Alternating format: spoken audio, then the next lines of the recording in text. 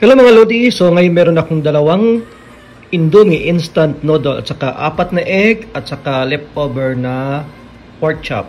So ito yung ulam ko ngayon guys kasi tinatabad ako magluto ng ulam, so madalian lang muna.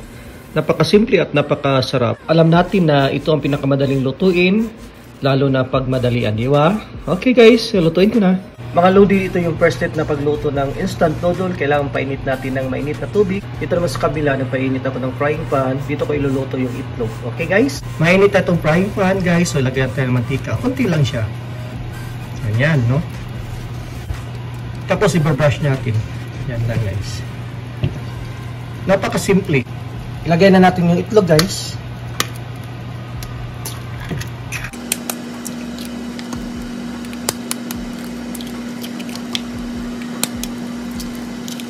Mainit lang yung tubig, so ilagyan natin tong noodles, no?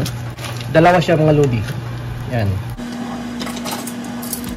Kunin na natin guys. Yan. Yung tubig dito, huwag natin itapon. Ilaga natin tong butchoy. Mabilisan lang.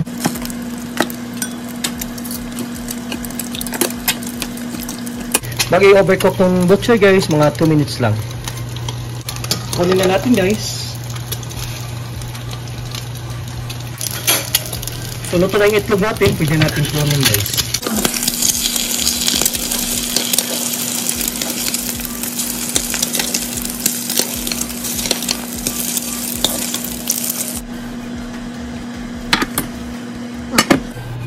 Tapos maglagay tayo ng butter. Yan. Ilagay na natin yung leftover na pork chop. Yan guys.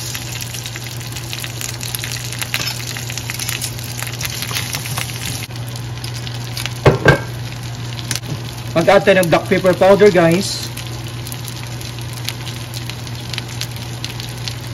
Tapos seasoning. Oyster sauce.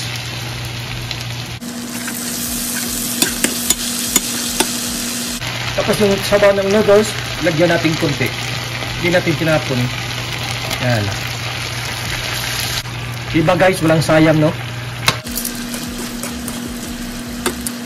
Habang hintay natin, mix natin yung noodles natin guys, ha? Okay? I-mix na natin yung main ingredients ng noodles. Yan guys.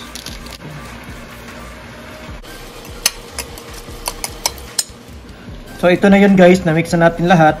Balikan natin yung niluto natin leftover na pork chop. Tapos na niluto itong leftover na karne guys, kunin na natin, no? Tapos ito guys, huwag natin itapon dito. Ito i-fry ulit yung butchoy. Ngayon guys, nakikita nyo naman mga Lodi, simple na noodles, naging social. Overload. Wow, amazing.